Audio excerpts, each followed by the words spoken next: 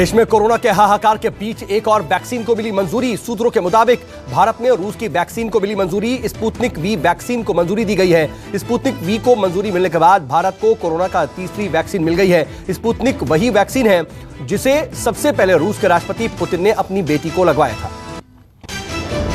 देश में कोरोना के कहर के बीच यूपी के शामली में आज बैंकों के बाहर सोशल डिस्टेंसिंग की सरेआम धज्जियां उड़ी। पंचायत चुनाव के नामांकन के फीस भरने की अंतिम दिन होने की वजह से शामली में नामांकन फीस भरने के लिए बैंकों के बाहर सैकड़ों के लोग इकट्ठा हो गए। बिना मास्क लोग एक दूसरे के ऊपर चढ़कर खड़े हुए हैं।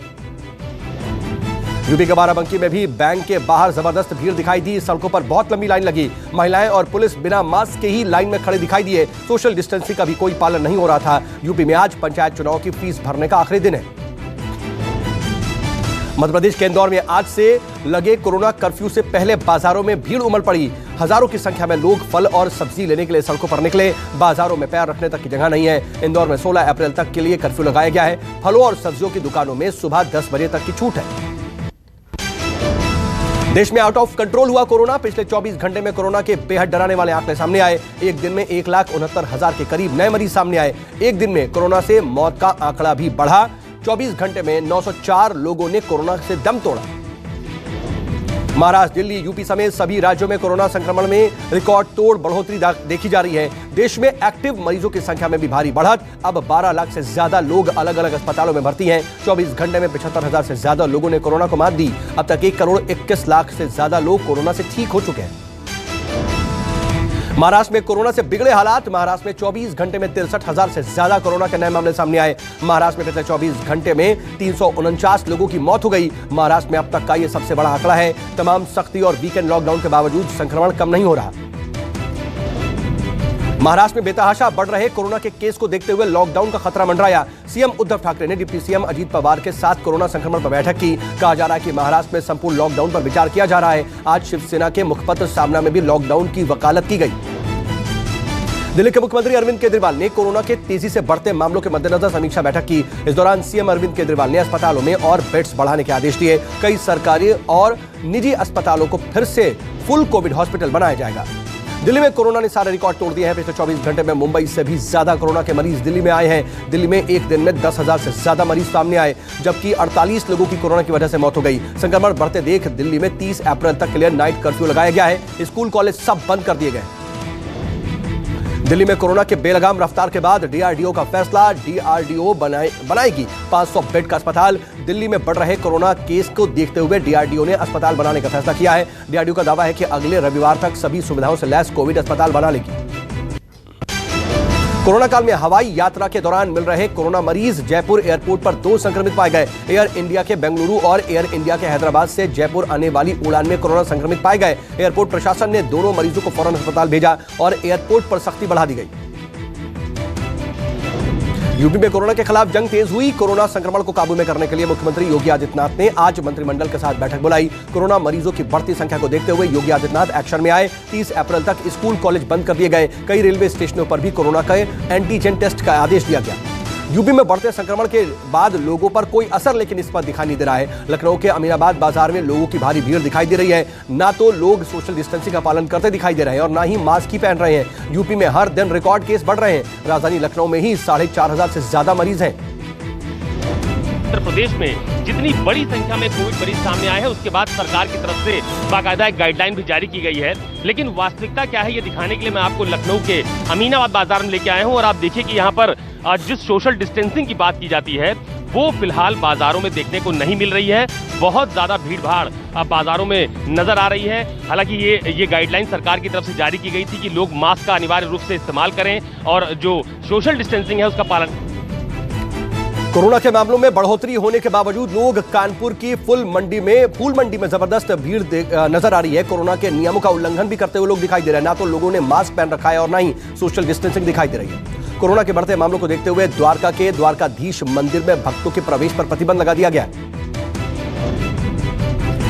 हरिद्वार महाकुंभ में आज दूसरा शाही स्नान है। लाखों लोग लगा रहे हैं आस्था की डुबकी। शाही स्नान में तमाम अखाड़ों के साधु संत भी डुबकी लगाते दिखाई दिए। भीड़ होने की वजह से कई जगहों पर कोविड नियम टूटते हुए नजर आए। हरिद्वार में शाही स्नान से पहले अखाड़ा परिषद के अध्यक्ष श्री महंत नरेंद्र गिरी कोरोना की चपेट में आ गए। महंत नरेंद्र गिरी को निरंजनी अखाड़े में ही आइसोलेट किया गया है। सुप्रीम कोर्ट के कई कर्मचारी अधिकारी कोरोना के संक्रमित पाए गए हैं। संक्रमण बढ़ने के बाद अब वीडियो कॉन्फ्रेंसिंग के जरिए सुप्रीम कोर्ट में सुनवाई होगी। सभी कोर्ट रूम सहित पूरे सुप्रीम कोर्ट परिसर को सैनिटाइज किया जा रहा है। इलाहाबाद हाई कोर्ट में आज से वर्चुअल सुनवाई शुरू हो गई है। कोरोना के बढ़ते मामलों को देखते हुए वर्चुअल सुनवाई की जा रही है। इलाहाबाद हाई कोर्ट के चीफ जस्टिस गोविंद माथुर हुए कोरोना पॉजिटिव। लॉकडाउन की आशंका के बीच लोगों ने गांव का रुख किया। ट्रेनों में भारी भीड़ देखते हुए रेलवे प्रशासन ने फैसला लिया है, कंफर्म टिकट वालों को ही रेलवे स्टेशन में एंट्री मिलेगी। कुरान की आयतों के खिलाफ याचिका सुप्रीम कोर्ट ने खारिज कर दी। कुरान की 26 आयतों को हटाने के लिए मांग को लेकर के आज सुप्रीम कोर्ट में सुनवाई हुई। आप तमाम हजरात की खिदमत में मुबारकबाद देना चाहता हूं बताते हुए खारिज कर दिया। साथ ही याचिकाकर्ता पर कोर्ट ने 50,000 का जुर्माना भी लगाया। याचिका को शिया वक्फ बोर्ड के पूर्व चेयरमैन वसीम रिजवी ने दाखिल किया था। मैं आप तमाम हजरात की खिदमत में मुबारकबाद देना चाहता हूं इस जबरदस्त तरीके की कामयाबी की, और हमें अपनी अदलिया के ऊपर भरोसा है कि हमारी अदलिया हमेशा इसी तरीके से आगे भी इंसाफ करती रहेगी, ताकि कुरान पाक के ऊपर कभी और मजहब इस्लाम के ऊपर और रसूल इस्लाम के ऊपर कोई उंगली न उठा सके। बंगाल के बर्दवान में रैली को संबोधित करते हुए पीएम दीदी पर जमकर बरसे। पीएम ने कहा कि बंगाल के लोगों ने दीदी का प्लान फेल कर दिया है। दीदी का खेला धरा का धरा रह गया। बंगाल के लोगों ने दीदी का बहुत बड़ा प्लान फेल कर दिया। दीदी का सारा खेला धरा का धरा रह गया। दीदी आप भी एक बार गई, कभी वापिस नहीं। पीएम मोदी ने दीदी पर जम करके सियासी तीर चलाए। पीएम ने कहा कि जैसे जैसे चुनाव खत्म हो रहे हैं, दीदी की कड़वाहट और बौखलाहट दोनों दिनों दिन बढ़ती जा रही है। नादिया में कल्याणी विश्वविद्यालय ग्राउंड में पीएम मोदी ने दीदी पर कड़ा प्रहार करते हुए कहा कि हार सामने देख करके दीदी ने एससी एसटी और ओबीसी को वोट नहीं डालने पर रणनीति बनाई। पश्चिम बंगाल के कलिम्पोंग में शाह ने रोड शो किया और शाह के रोड शो के दौरान भारी संख्या में समर्थक दिखाई दिए। रोड शो के दौरान शाह ने विपक्ष पर जमकर के हमला बोला। ड्रग्स मामले में एनसीबी की टीम का बड़ा एक्शन। दाऊद के करीबी राजिक चिकना को एनसीबी ने समन भेजा। सूत्रों के मुताबिक आज राजिक चिकना को पूछताछ के लिए बुलाया जा सकता है। राजिक चिकना पर कई क्रिमिनल मामले दर्ज हैं। मध्य प्रदेश के रतलाम में पूर्व सरपंच पर धारदार हथियारों से हमला कर दिया गया। हमले में पिता पुत्र गंभीर रूप से घायल हो गए। जानकारी के मुताबिक मामूली सी कहासुनी पर दो लोगों में बहस हुई थी। बिहार के कैमूर में मोहनिया थाना में भड़कम मच गया। शराबी कोरोना पॉजिटिव निकला। जानकारी के मुताबिक जेल भेजने से पहले मेडिकल चेकअप के दौरान शराबी कोरोना संक्रमित पाया गया। राजधानी पटना में दिन दहाड़े युवक की चाकू गोद करके हत्या कर दी गई। मृतक युवक बस कंडक्टर बताया जा रहा है। घटना जक्कनपुर थाना के बस अड्डे के पास की है। फिलहाल पुलिस ने शव को पोस्टमार्टम के लिए भेज दिया है। मध्य प्रदेश के मुरैना में सिपाही ने थाने में फांसी लगाई। सिपाही ने कुर्सी पर चढ़ करके पंखे से फांसी लगा ली। कमजोर रस्सी टूटने की वजह से शव जमीन पर पड़ा मिला। यूपी के बदायूं में 6 साल की दलित बच्ची से रेप के बाद उसकी हत्या कर दी गई। ग्रामीणों ने आरोप लगाया कि पकड़ करके आरोपी की पिटाई कर दी है और गांव वालों ने आरोपी को पकड़ करके पुलिस के हवाले भी कर दिया।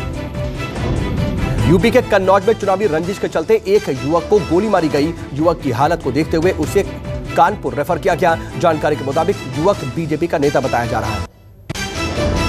आज आईपीएल के चौथे मुकाबले में राजस्थान रॉयल्स और पंजाब किंग्स की टीम आमने सामने होगी। मुंबई के वानखेड़े स्टेडियम में शाम 7:30 बजे मैच शुरू होगा। ईरान के परमाणु केंद्र में ब्लैकआउट के पीछे इजरायली खुफिया एजेंसी मोसाद का हाथ। ईरान ने बताया परमाणु आतंकवाद।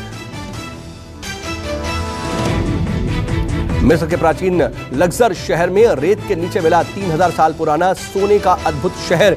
दुनिया के सामने सोने के शहर का वीडियो सामने आया है। जानकारी के मुताबिक करीब 7 महीने की खुदाई के बाद इस शहर का पता चला है। वहीं सोने के शहर का वीडियो तेजी से वायरल हो रहा है। खुदाई के दौरान कई कीमती चीजें दिखाई दी। जाह्नवी कपूर का वर्कआउट करते हुए एक वीडियो तेजी से वायरल हो रहा है। वीडियो में जाह्नवी काफी मुश्किल वर्कआउट करती नजर आ रही है।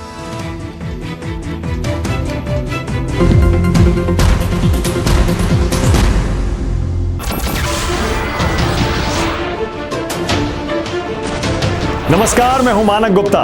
अगर आपको हमारा ये वीडियो पसंद आया हो तो इसे लाइक और शेयर जरूर करें और हां, हमें सब्सक्राइब और फॉलो करना ना भूलें ताकि आप देश और दुनिया की कोई खबर मिस ना करें। तो जुड़े रहिए हमारे साथ और देखते रहिए न्यूज़ 24।